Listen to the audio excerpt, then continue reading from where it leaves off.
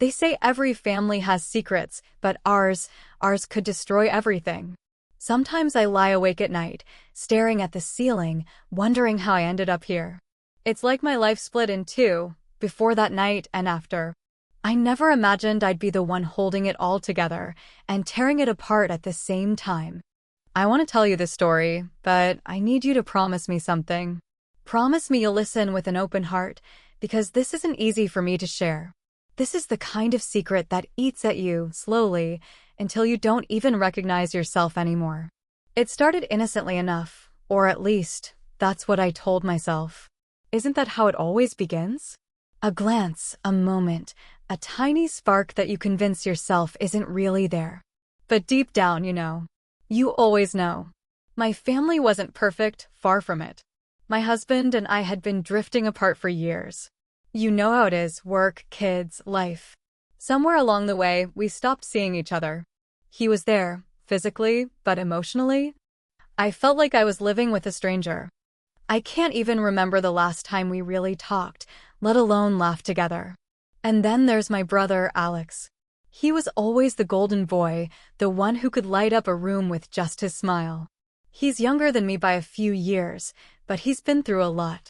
Life hasn't always been kind to him, and I think that's part of why I've always felt this need to protect him, to look out for him. But the thing is, when you're feeling invisible, when you're so starved for connection, for someone to really see you, it's easy to blur the lines. It's easy to tell yourself that what's happening isn't really happening. I can still remember the way it felt that day, the day everything changed. We were at the family cabin. It's this beautiful, quiet place by the lake, surrounded by trees that seem to stretch endlessly into the sky. It's supposed to be a place of peace, of togetherness. But for me, it's a place I can never go back to.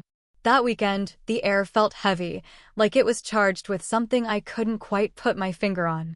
Alex had just come back into our lives after being away for years. He'd been traveling, trying to figure out his life, and now here he was, sitting across from me at the dinner table, laughing at something my dad said. He looked different, older, maybe. Wiser. There was something in his eyes I hadn't seen before, something I couldn't quite name. And then it happened. Just a look. That's all it was. A fleeting moment where our eyes met, and for a split second, the world stopped. It was like time froze, and it was just the two of us, suspended in the strange, electric silence. I told myself I was imagining things. It's Alex, for God's sake. My brother. But the feeling didn't go away. In fact, it only grew stronger. I don't know how to explain it. Maybe I was just lonely. Maybe I was looking for something, anything, to fill the void I felt inside. Or maybe it was something darker, something I don't want to admit even to myself. All I know is that from that moment on, nothing was the same. Every conversation, every shared glance, every tiny, seemingly innocent moment felt loaded with something I couldn't ignore. And that's when the guilt started. This heavy, suffocating guilt that wrapped itself around me and wouldn't let go. Because I knew what I was feeling wasn't right. But I couldn't stop. Have you ever felt that? Like you're watching yourself make a mistake in slow motion, screaming at yourself to stop, but you just can't? That's where I was. Caught between who I thought I was and this unrecognizable version of myself. And the scariest part? A part of me didn't want to stop. This is where it all began. This is the moment that changed everything. And if I could go back and undo it all, I would. But I can't. So, here I am, sharing my story with you, hoping that maybe, just maybe, you'll understand. Because this secret, it's too heavy to carry alone anymore. But before we jump in, please take a moment to subscribe to the channel. This inspires and motivates us to bring you more stories like this, because you mean a lot to us and we truly appreciate you for doing so. I guess I should start by explaining a little more about who I am and how things got to this point, before that weekend at the cabin, before everything fell apart. I'm in my mid-30s, married for 10 years, and from the outside looking in, my life probably seemed pretty normal. Maybe even good. A stable marriage, 2 kids, a decent house in the suburbs. But let me tell you, things aren't always what they seem. You see, my marriage hasn't been good for a long time. My husband, Matt, he's not a bad guy. I need to make that clear. He works hard, he provides for the family, and he's always been dependable. But somewhere along the way, we stopped being a team. We stopped being us. Every day felt like the same routine, like we were just going through the motions. Wake up, get the kids ready, go to work, come home, eat dinner in near silence, and then fall asleep on opposite sides of the bed. It's like we'd become these roommates who barely acknowledged each other. And I know, marriage is supposed to be hard. It's supposed to take work. But there's a difference between hard and feeling like you don't even exist anymore. That's how I felt. Invisible. Like a ghost in my own home. Now, my brother, Alex? He's the complete opposite of Matt. Always has been. If Matt is steady and predictable, Alex is unpredictable. Charismatic. He's one of those people who can walk into a room and have everyone laughing within minutes. He's funny, charming, and has this way of making you feel like you're the only person in the world when he talks to you. But Alex has his demons too. He's always been a little reckless, a little too quick to take risks. When we were kids, he was the one climbing trees that were too high, sneaking out at night, or pushing boundaries in ways that terrified my parents. For the past few years, he'd been traveling, trying to find himself, as he put it. He'd bounced around from one place to another, never staying anywhere too long, never holding down a job for more than a few months. And then, out of the blue, he called and said he wanted to come home for a while. My parents were thrilled, of course. Alex has always been their golden boy. The prodigal son, coming back after years away. They suggested we all spend a weekend together at the family cabin by the lake, a sort of mini reunion. Now, the cabin, it's hard to explain what that place means to me. When we were kids, it was like this magical escape. Summers spent swimming in the lake, roasting marshmallows by the fire, staying up late to watch the stars. It was a place filled with happy memories, with laughter and light. But that weekend? It didn't feel magical. It felt heavy. Like the air itself was charged with something I couldn't quite put my finger on. The cabin hadn't changed. It was still the same wooden structure with the creaky porch and the big stone fireplace. But the people in it had changed. My parents were older, quieter, more tired. Matt was there, of course, but he spent most of the time glued to his phone, answering work emails or zoning out in front of the TV. And Alex, well, Alex was different too. He looked older, for one thing. His once boyish face had taken on a more rugged, almost weary look. But there was something else, something in his eyes. It's hard to explain, but it was like he carried this weight with him, this unspoken sadness or regret. At first, it was just nice to see him again. We hadn't really talked much over the past few years, and it felt good to catch up, to hear about his travels, to laugh about old memories. But as the weekend went on, I started to notice these little moments. These fleeting glances or subtle shifts in his tone when he talked to me. There was this one night after dinner when everyone else had gone to bed. I was sitting on the porch, wrapped in a blanket, listening to the sound of the lake lapping against the shore. It was peaceful but lonely. And then Alex came out and sat next to me. We talked for hours that night. About everything and nothing. About how he felt lost, like he didn't know who he was anymore. About how I felt invisible, like I'd disappeared into this role of wife and mother and forgotten how to be me. It was one of the most honest conversations I've ever had. And for the first time in a long time, I felt seen. But even then, there was this underlying tension, this unspoken something that neither of us acknowledged. I told myself I was imagining it. I told myself it was just the wine or the late hour or the fact that I hadn't felt truly connected to anyone in years. But deep down, I knew. And that's where it all began. That was the moment the lines started to blur. And once they blurred, there was no going back. It was the second day at the cabin and things felt off. Not in an obvious way, but there was this tension I couldn't quite place. I kept telling myself it was in my head, that I was overthinking, reading too much into things. The day had started out like any other.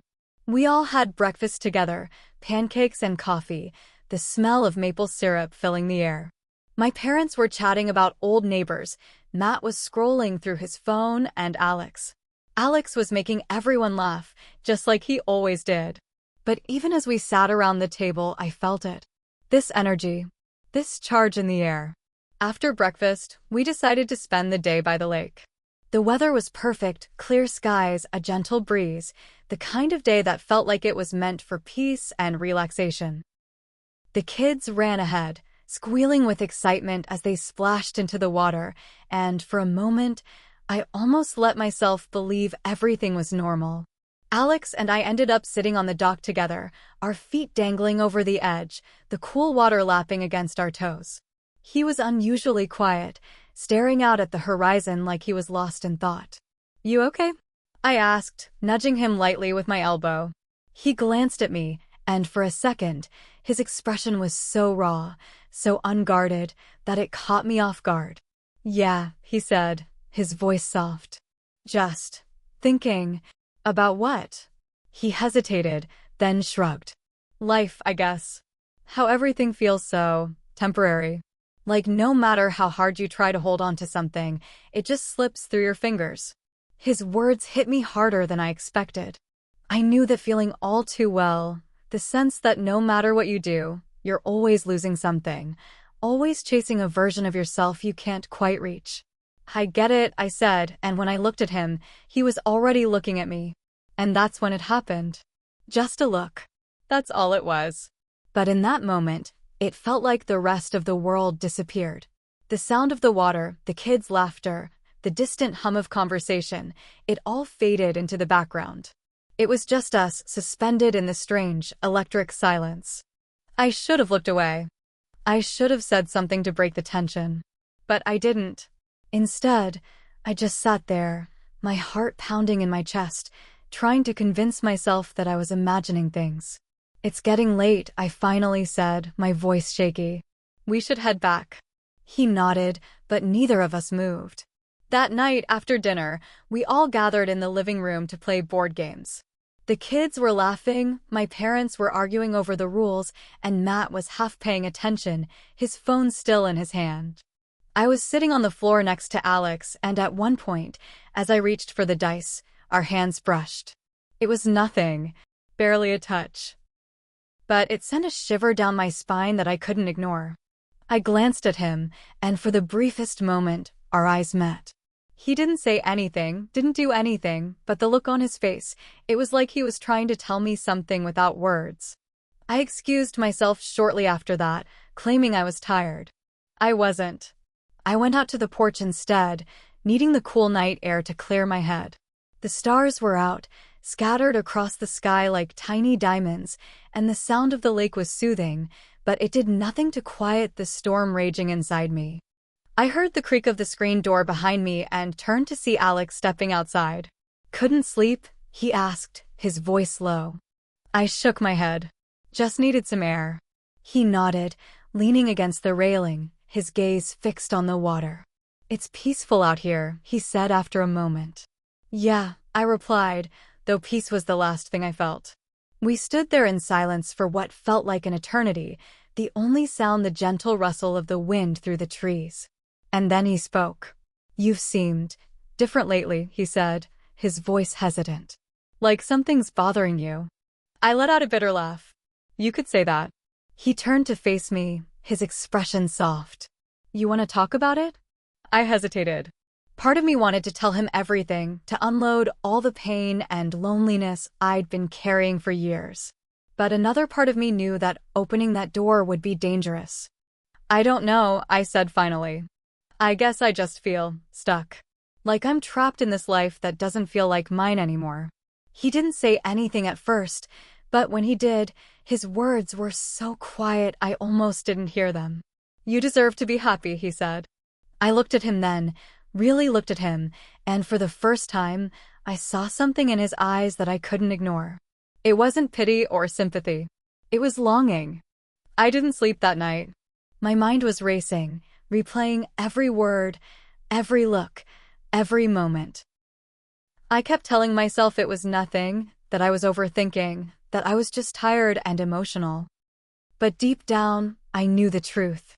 Something had changed between us. And there was no going back. That night, as I lay in bed, the weight of everything crushed down on me. The cabin was quiet, the kind of silence that only exists in the dead of night, but inside my mind, it was chaos. I couldn't stop replaying every moment with Alex, the look in his eyes, the softness in his voice, the way he made me feel. It wasn't just that he saw me. It was how he saw me. I can't remember the last time Matt looked at me like that. Honestly, I can't remember the last time Matt looked at me at all. Not really. Somewhere along the way, I'd become invisible to him, just the woman who packed the kids' lunches, did the laundry, and kept the house running. As I lay there, staring at the ceiling, I realized something I hadn't let myself admit before. I missed being seen. Not just noticed, but truly seen. I missed feeling like I mattered to someone, like I was more than just a background character in my own life. And Alex. Alex made me feel that way. That realization hit me like a punch to the gut, and with it came the guilt. He's your brother, I told myself. Your little brother. The thought alone made me feel sick. This wasn't who I was. This wasn't who I wanted to be. I shoved it aside, convincing myself I was imagining things. That I was overthinking, overanalyzing, letting my loneliness twist something innocent into something it wasn't. But the more I tried to push it away, the stronger it came back. It wasn't just that look on the dock or the way our hands brushed during the game. It was the way he'd leaned in during our conversation on the porch, the way his voice softened when he asked if I was okay. It was the way he listened. Really listened. I couldn't remember the last time someone had done that. Still, I told myself it didn't mean anything. It couldn't mean anything. But deep down, I knew. The next morning, I woke up early, hoping to avoid him. I went for a walk along the edge of the lake, the cool morning air biting at my skin, hoping the movement would clear my head. It didn't. All I could think about was how everything felt different now, how every interaction with Alex felt charged in a way I couldn't explain or ignore. When I got back to the cabin, he was in the kitchen, making coffee. He looked up when I walked in, and for a moment, our eyes met. "Morning," he said, his voice warm and easy, like nothing had changed. "Morning," I replied, forcing a smile. But something had changed, and we both knew it. The day passed in a blur of small moments that felt anything but small. At one point, we were all sitting outside, watching the kids play in the water. My parents were talking about something, I don't even remember what, and Matt was on his phone, as usual. And then Alex leaned over, his voice low so only I could hear. "You okay?" It was such a simple question, but it felt loaded, like there was more he wanted to say, but didn't. I nodded, not trusting myself to speak. But the truth was, I wasn't okay. I hadn't been okay for a long time. That evening, I found myself alone in the kitchen, washing dishes after dinner. The window above the sink overlooked the lake, and I could see the sun setting, casting the water in shades of gold and pink. I was so lost in thought that I didn't hear him come in. "You don't have to do all that," Alex said, startling me. I turned to see him leaning against the doorway, a small, almost hesitant smile on his face. "It's fine," I said quickly, turning back to the sink. "It's not a big deal." He didn't leave. Instead, he walked over and grabbed a towel, starting to dry the dishes I'd already washed. We worked in silence for a while, the only sound the clink of plates and the distant laughter of the kids outside. And then he spoke. "I've missed this," he said quietly. "Missed what?" I asked, not looking at him. "Us. Talking. Spending time together." His words hit me harder than I expected, and I had to grip the edge of the sink to steady myself. "I've missed it too," I admitted, my voice barely above a whisper. The air between us felt heavy, charged with something unspoken. I turned to face him, and for a moment, we just looked at each other. And in that moment, all the guilt, all the denial, all the reasons why this was wrong faded into the background. All I could think about was how desperately I wanted to feel seen. To feel wanted.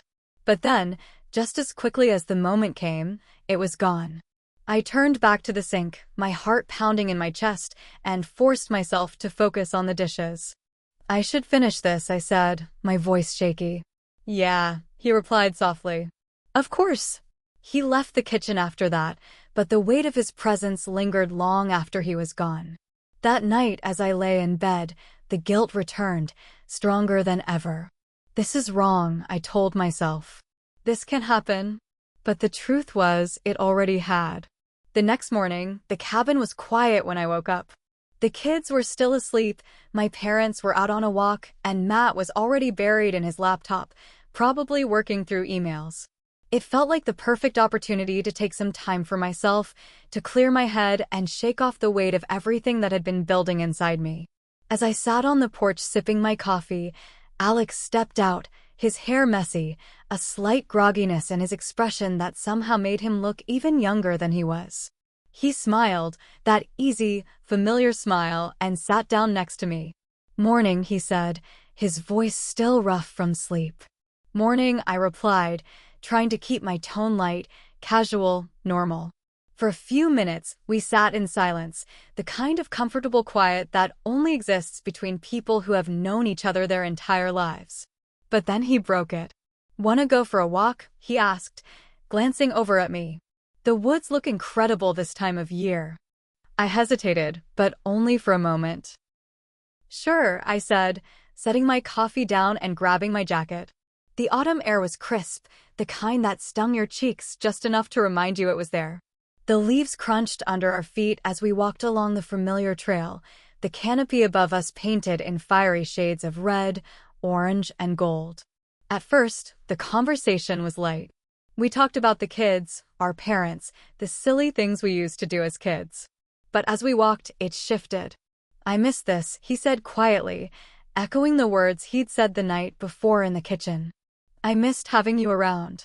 "You could have called, I replied, trying to keep my tone teasing, but the weight of his words tugged at something deep inside me. "I know," he said, his voice softer now. "I should have. But it's hard, being back here. It brings up a lot." I glanced at him, his expression distant, like he was somewhere else entirely. "Like what?" I asked. "Like how lost I've felt," he admitted. "Like I don't know who I am anymore." His honesty caught me off guard, and for a moment I didn't know what to say. So instead, I reached out and lightly touched his arm. "You're not lost, Alex," I said, my voice steady. "You're just figuring things out. And that's okay." He stopped walking then, turning to face me, and the intensity in his eyes made my breath catch. "Sometimes I think you're the only one who really gets me," he said, his voice barely above a whisper. The words hung in the air between us, heavy and undeniable. I should have stepped back, created space, changed the subject. But I didn't. We kept walking, the tension lingering like a shadow that followed us through the trees. At one point, the trail dipped, and we came to a cluster of rocks that jutted out from the ground. "Careful," Alex said, stepping ahead of me. "Here, let me help you." He extended his hand, and for a second, I hesitated. But then I took it. His grip was firm but gentle, his hand warm against mine. As he helped me over the rocks, his touch lingered just a moment too long. My heart raced, a steady, undeniable thrum in my chest that I couldn't ignore. "Thanks," I said, pulling my hand away and stepping back, trying to put some distance between us. But the damage was already done. The walk back to the cabin was quieter, the air between us charged with an energy neither of us dared to name. When we finally stepped back onto the porch, I felt like I couldn't breathe. "Thanks for the walk," I said quickly, not meeting his eyes. "Anytime," he replied, his voice soft, almost hesitant. I spent the rest of the day avoiding him. I busied myself with the kids, helped my mom with dinner, did everything I could to keep my mind occupied. But no matter how hard I tried, I couldn't stop thinking about that moment, his hand in mine, the way it felt like everything else had fallen away, leaving just the two of us. That night, after the kids were in bed and the house had quieted down, I found myself on the porch again. The air was colder now, the kind of cold that seeped into your bones, but I didn't care. I needed the stillness, the space to think. I heard the door creak open behind me and knew it was him before he even spoke. "Couldn't sleep?" he asked, his voice low, careful. "No," I admitted, pulling my jacket tighter around me. He stepped closer, standing next to me at the railing, his hands shoved into his pockets. "Me neither," he said, glancing over at me. "I've been thinking about everything." I didn't ask what he meant. I didn't have to. For a long time, neither of us said anything. The only sound was the wind rustling through the trees and the soft lapping of the lake against the shore. And then he spoke again, his voice barely above a whisper. "Do you ever wish things were different?" His words hit me like a punch to the chest, and I had to fight to keep my composure. "Every day," I replied, my voice trembling. He turned to face me then, his eyes searching mine, and for a moment, it felt like the rest of the world disappeared. "I don't know what's happening here," he said, his voice raw, vulnerable. "But I know I can't stop thinking about you." I should have walked away. I should have said something to shut it down, to end it before it went any further. But I didn't. Instead, I stood there, frozen, my heart pounding so loudly I was sure he could hear it. And in that moment, I knew. The line had been crossed. That night, the cabin felt different. The kind of quiet that wasn't peaceful, it was heavy, almost oppressive. Everyone else had gone to bed, the kids tucked in after a day of playing, my parents retreating early as they always did, and Matt disappearing into the guest room with his laptop. I couldn't sleep.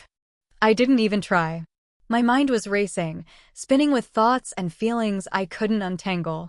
I'd gone to the porch, seeking the solace of the night air, but it only seemed to amplify the storm inside me. The stars were scattered across the sky, bright and brilliant against the inky blackness. The lake mirrored them, its surface smooth and glassy, reflecting a version of the world that felt calmer, more still than the one inside my head. I heard the door creak open behind me and didn't have to look to know it was Alex. "Hey," he said softly, his voice carrying the familiar warmth that always seemed to disarm me. "Hey," I replied, keeping my gaze fixed on the water. He walked over, his footsteps light on the wooden planks, and sat down next to me. For a moment, neither of us said anything. The only sounds were the gentle lapping of the lake and the distant rustle of leaves in the breeze. "You've been quiet today," he said finally, his tone careful, like he was afraid of breaking something fragile. "I've had a lot on my mind," I admitted, my voice barely above a whisper. "Me too." I turned to look at him then, and the expression on his face was one I couldn't quite place. There was something raw about it, something vulnerable. "Alex," I began, but he interrupted me. "I need to say something," he said, his voice firm but trembling at the edges. "And I know I probably shouldn't, but I can't keep it in anymore." I felt my heart drop into my stomach. Whatever this is between us. "I can't stop thinking about it," he said, his words tumbling out like he'd been holding them back for far too long. "About you." "Alex, don't," I started, but he shook his head. "Let me finish," he said, his voice breaking slightly. "I know it's wrong. God, I know. But I can't pretend it's not there anymore." I looked away, tears stinging my eyes, because hearing him say it out loud made it real. "I've missed you," he continued, his voice softer now, almost a whisper. "More than I should. More than I can explain." The weight of his words hung between us, heavy and undeniable. I should have gotten up and walked away. I should have said something to stop him, to end this before it went any further. But I didn't. Instead, I stayed frozen in place, my heart pounding so loudly I was sure he could hear it. And then, he leaned closer. It was slow, hesitant, like he was giving me every opportunity to pull away. But I didn't.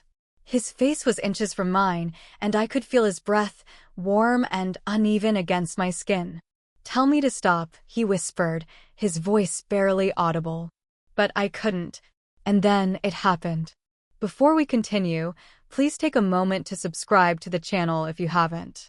Your support inspires and encourages us to bring to you more of these stories, or should we stop? Drop your reply in the comment section. His lips brushed against mine, soft at first, almost tentative, as if he was testing the waters. But when I didn't pull away, it deepened, and all the tension, all the unspoken words and unacknowledged feelings between us exploded in that single moment. It was a kiss that felt like drowning and breathing at the same time, like everything and nothing all at once. I don't know how long it lasted, seconds, minutes, an eternity. Time seemed to lose all meaning. When we finally pulled apart, the reality of what had just happened crashed down on me like a tidal wave. "I'm sorry," he said immediately, his voice filled with panic and regret. "I shouldn't have." "No," I interrupted, my voice trembling. "Don't apologize." The look in his eyes was one I'll never forget. It was a mix of relief and fear, of longing and guilt. "We can't do this," I said, my voice breaking. "I know," he replied, his voice barely above a whisper. "But it doesn't change how I feel." The weight of his words settled over me, and I realized something I hadn't allowed myself to admit until that moment. I felt the same way. The guilt was immediate and overwhelming, but it wasn't enough to drown out the other emotions coursing through me: the longing, the connection, the overwhelming sense of being seen in a way I hadn't been in years.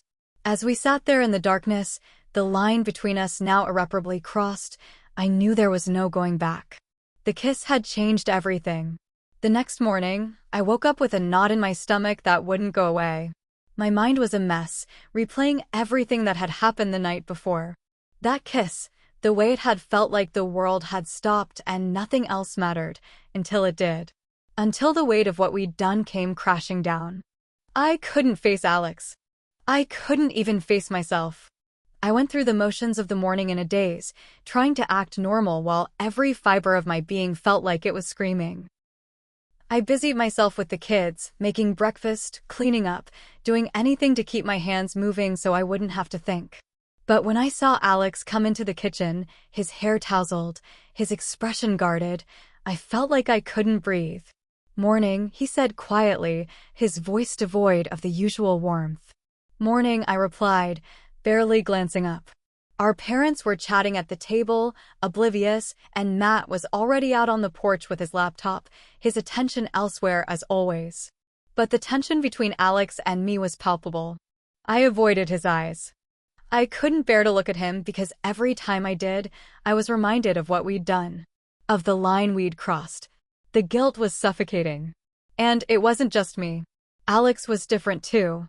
Quieter, more withdrawn. He wasn't cracking jokes like he usually did, wasn't the life of the room the way he'd always been. It was like the weight of our secret was pressing down on him just as hard as it was on me. At one point, as we were clearing the table, our hands brushed. It was such a small thing, something that shouldn't have meant anything, but it sent a jolt through me like a live wire. He pulled his hand back quickly, his jaw tightening, and for a brief moment, our eyes met. The look on his face was one of raw emotion, regret, guilt, something deeper that I couldn't quite name. I turned away, pretending to focus on stacking plates, but my hands were shaking. For the rest of the day, I avoided him. I avoided everyone. When Matt asked if I wanted to go for a walk with him, I made up an excuse about needing to help my mom with something in the kitchen. The truth was, I couldn't face him. I was terrified he'd see it, the guilt, the shame, the truth written all over my face. Alex stayed distant too. He spent most of the afternoon outside with the kids, throwing rocks into the lake, helping them build sandcastles. From a distance, it looked like he was fine, like nothing had changed, but I knew better. I could see it in the way his shoulders were tense, the way his laughter didn't quite reach his eyes. By the time dinner rolled around, the tension between us was unbearable. Every time our paths crossed, it felt like the air between us was crackling with something unspoken, something dangerous. And then, during dinner, Matt said something that made my heart stop. "You've been quiet today," he said, looking at me over his plate. "Everything okay?" I froze, my fork halfway to my mouth, my pulse racing. "Yeah," I said quickly, forcing a smile. "Just tired." He nodded, seemingly satisfied with my answer, but Alex shifted uncomfortably in his seat, his gaze fixed on his plate. The rest of the evening passed in a blur. I couldn't focus, couldn't think about anything except what had happened and what it meant. That night, after everyone had gone to bed, I found myself back on the porch. The air was cold, biting against my skin, but I didn't care. I needed the quiet, the space to breathe. I thought I was alone until I heard the door open behind me. Can we talk? Alex asked, his voice low. I turned to see him standing there, his hands shoved deep into his pockets, his expression uncertain. I don't think that's a good idea, I said, my voice trembling. Please, he said, stepping closer.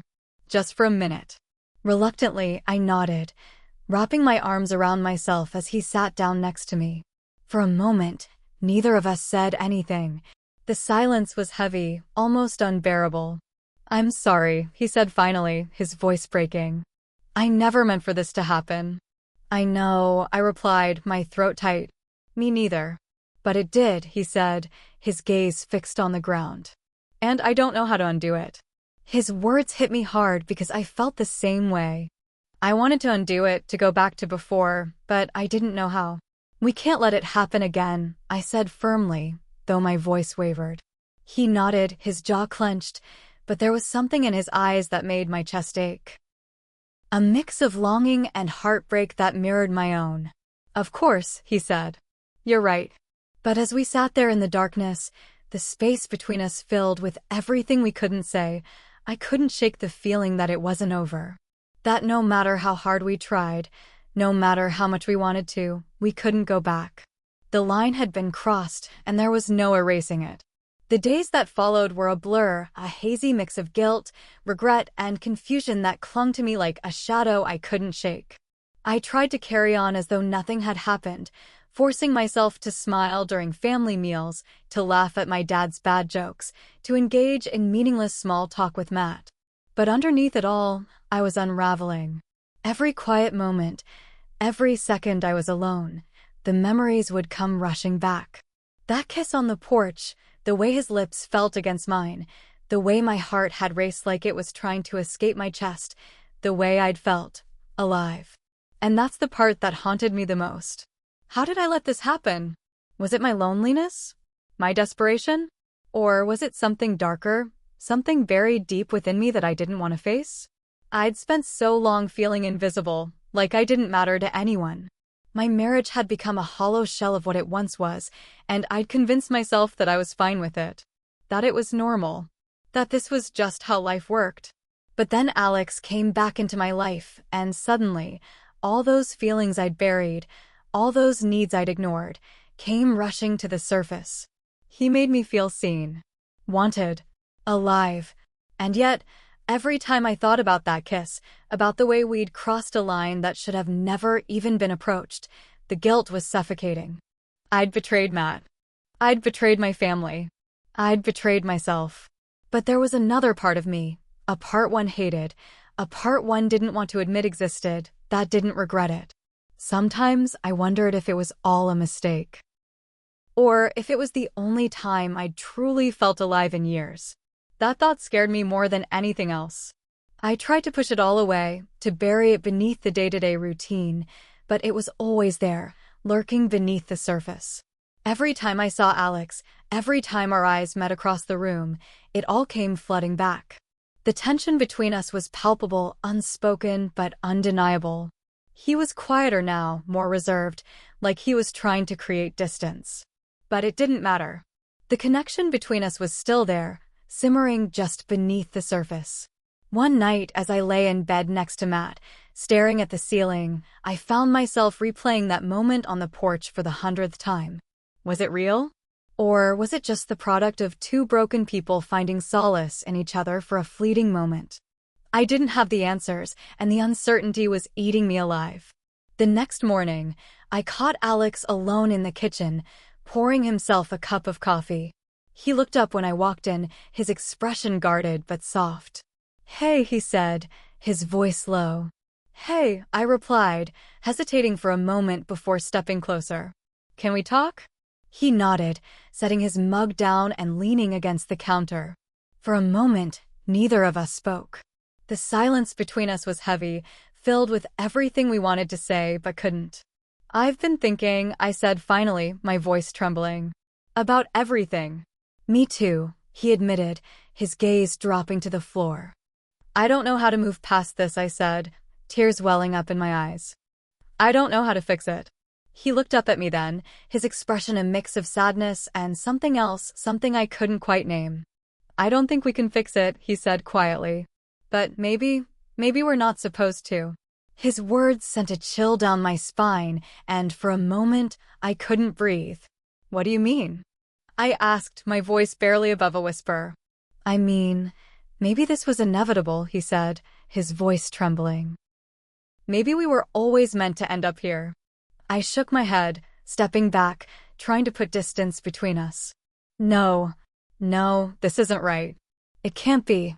"I know," he said, his voice breaking. "But it doesn't change how I feel." His words hung in the air, heavy and undeniable, and for a moment, I felt like I was standing on the edge of a cliff, staring into the abyss. I wanted to run, to escape, to undo everything that had happened. But I couldn't, because a part of me didn't want to. And that realization terrified me more than anything else. As I walked out of the kitchen, leaving Alex behind, I felt like I was trapped in a labyrinth of my own making with no way out. How do you move forward when the weight of your choices is pulling you backward? How do you find yourself again when you've lost sight of who you are? I didn't have the answers. All I knew was that nothing would ever be the same again. I know what I did was wrong. Believe me, I know. There's not a day that goes by when I don't replay those moments in my head, wondering how I let it happen, why I let it happen. I've asked myself a million questions. Was it loneliness? Desperation? Or was it something even darker, something I don't want to admit? But here's the thing, I can't undo it. I can't erase the choices I made, the lines I crossed, or the damage I caused.